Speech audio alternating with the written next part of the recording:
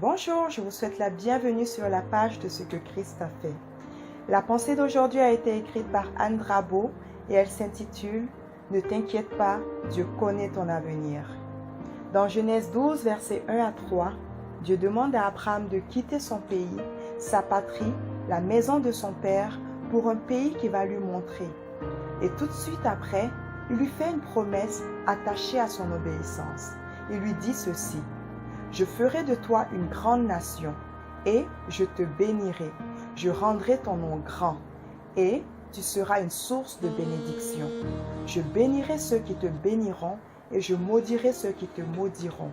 Et toutes les familles de la terre seront bénies en toi. » Comme Abraham, plusieurs d'entre nous avons reçu des promesses de Dieu et obéi en quittant pays, emploi, relations, assurés que Dieu avait quelque chose de mieux pour nous en retour.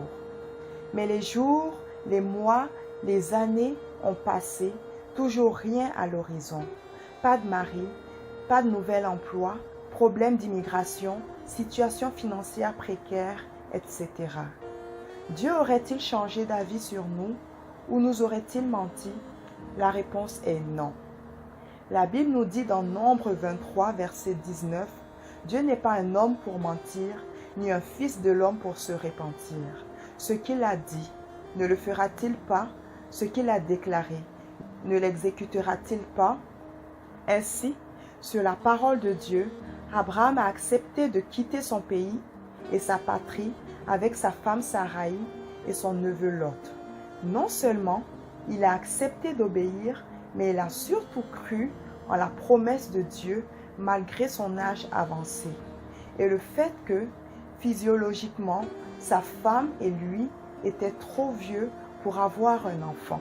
La suite de l'histoire d'Abraham est que Dieu change d'abord son nom en l'appelant désormais Abraham, qui signifie Père d'une multitude. Mais surtout, Isaac, le fils de la promesse, finit par naître. Non sans péripéties, et oui, Dieu a tenu sa promesse. Pour cela, Abraham est appelé Père de la foi, parce qu'il a cru et a su, par sa persévérance, entrer dans les promesses de Dieu. A-t-il commis des erreurs dans le processus? Oui. Entre autres, il est allé vers Agar, avec laquelle il a eu un fils, alors que Dieu lui a promis un enfant de Sarah.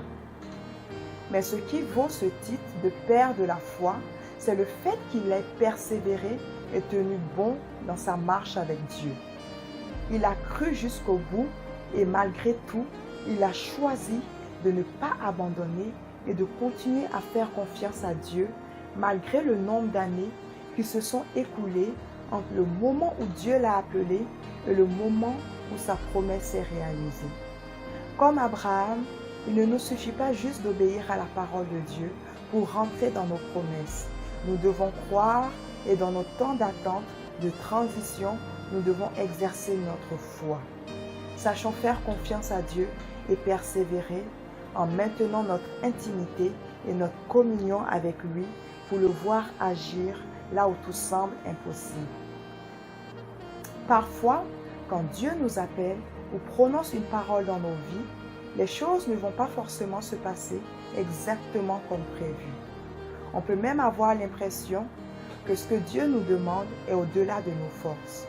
Mais Dieu nous appelle à ne pas abandonner, parce que lui ne nous abandonne pas.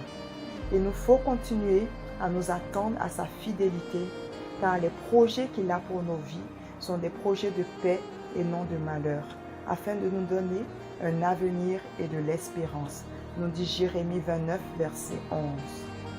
Ainsi, en ayant cette vérité en tête, apprenons à développer une attitude de foi et à faire confiance à l'avenir que Dieu a pour nous, en sachant qu'il a fixé un temps pour l'accomplissement de ses promesses dans nos vies. Et quand c'est difficile, que le doute nous envahit, que nous puissions nous reposer sur cette parole avec l'assurance qu'il est le Dieu qui nous donne la paix dans l'attente et qui veille sur sa parole pour l'accomplir. Car c'est une prophétie dont le temps est déjà fixé. Elle marche vers son terme et elle ne mentira pas.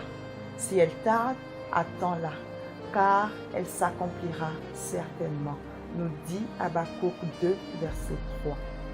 Gardez la foi et tenez ferme. Votre Dieu est à vos côtés et il ferait un chemin pour vous. Que Dieu vous bénisse. Si vous venez sur notre chaîne pour la première fois, je vous invite à vous abonner pour recevoir chaque semaine des messages inspirants qui viendront vous accompagner dans votre marche chrétienne. N'hésitez pas également à partager cette vidéo ou à aller nous visiter au www.cequechristafait.com. Pour toutes vos interrogations concernant la foi, pour vos témoignages de ce que Jésus a fait dans vos vies, nous vous donnons rendez-vous sur notre site web. Dans l'onglet témoignages, pour donner votre témoignage, dans l'onglet tour de prière pour vos sujets de prière et vos questions. Aussi, n'hésitez pas à liker notre page Facebook, Ce que Christ a fait pour moi, et à la partager avec vos amis et votre famille. Merci et à la semaine prochaine pour une nouvelle vidéo. Que Dieu vous bénisse.